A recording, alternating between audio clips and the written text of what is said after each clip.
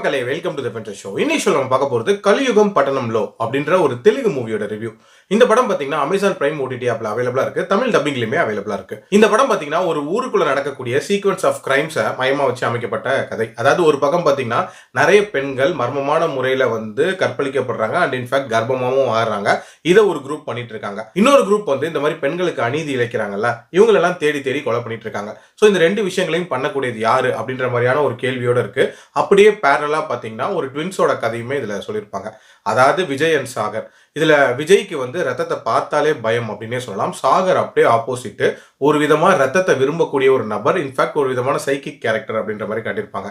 So சாகரோட தொல்லை தாங்க முடியாம அவங்க அப்பா ஒரு அசைலம்ல கொண்டு போய் சேர்த்துருவாரு அண்ட் விஜயை மட்டும் கூடவே வச்சு வளர்த்துட்டு இருப்பாரு. இவங்க ரெண்டு பேருமே வளர்ந்து பெரிய ஆள் ஆகுறாங்க. ஸோ இதுக்கப்புறம் என்ன மாதிரியான சம்பவங்கள் நடக்குது, அந்த கிரைம்ஸுக்கும் இவங்களுக்கும் ஏதாவது சம்பந்தம் இருக்கா, அண்ட் சாகர் இதுல பிக்சருக்குள்ள எப்படி வராரு அப்படின்ற மாதிரி நிறைய விஷயங்களை சொல்லக்கூடிய ஒரு படம் தான் இந்த படம். எனக்கு இந்த படம் ஸ்டார்ட் ஆன விதத்தை பார்க்கும்போது என்னடா ஆலவந்தான் ஸ்டைல்ல ஒரு ஐடென்டிக்கல் ட்வின் ஸ்டோரி சொல்ல போறீங்களா அப்படின்ற மாதிரியான ஒரு ஃபீல் தான் இருந்துச்சு. இன்ஃபேக்ட் அந்த கேரக்டர் டிசைனுமே அதே மாதிரி தான் இருக்கும். ரெண்டு கான்ட்ராஸ்டான கேரக்டர் டிசைன் பண்ணிருப்பாங்க. ஆல்சோ ஹீரோயினோட என்ட்ரிக்கு அப்புறம் மட்டும் பாத்தீங்கன்னா ஒரு சின்ன ட்விஸ்ட் ஒன்று வச்சிருப்பாங்க ஹீரோயினை பத்தி.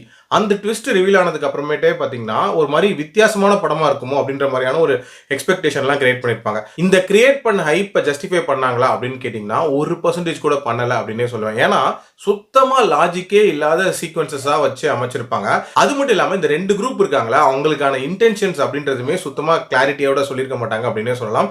ஜஸ்ட் லைக் தட் அவங்க இஷ்டத்துக்கு அவங்க வேலையை பண்றாங்க அப்படின்ற மாதிரி தான் காட்டியிருப்பாங்க. அதே மாதிரி இதுல காட்சிகளை பிளேஸ் பண்ண விதம் அப்படின்றதுமே ரொம்ப ரொம்ப போரா இருந்துச்சு அப்படின்னே சொல்லலாம். அதாவது ஐடென்டிக்கல் ட்வின் ஸ்டோரி அப்படின்னாலே கண்டிப்பா ஒரு கட்டத்துல ஆள் மாறாட்டம் நடக்கும் அப்படின்றது ஊரறிஞ்ச விஷயம் தான்.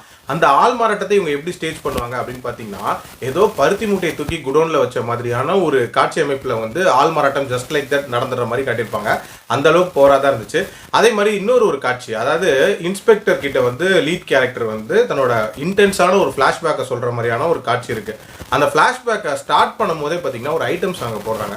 ஏன்னா பிளாஷ்பேக் சொல்றவன் ஐட்டம் சாங்கோட சேர்த்தாதான் சொல்லுவான் அப்படின்ற மாதிரியான நிறைய கேள்விகள் அப்படின்றது எல்லாம் செஞ்சுச்சு. பேரண்ட்ஸுக்கான அட்வைஸ் அப்படின்ற மாதிரி ஒரு சில விஷயங்களை சொல்லியிருப்பாங்க. அதுலயும் குறிப்பா என்னதான் பசங்க கிட்ட குறை இருந்தாலும் நம்மளோட அன்பை வச்சு அதை திருத்தணும், அவங்கள அப்படியே கலட்டி விட்டுறக்கூடாது அப்படின்ற மாதிரியான ஒரு மெசேஜ் சொல்லியிருப்பாங்க. அது மட்டும் இல்லாமல் ட்ரக்ஸுக்கு அகேன்ஸ்டான ஒரு மெசேஜ் அப்படின்றதுமே சொல்லியிருப்பாங்க.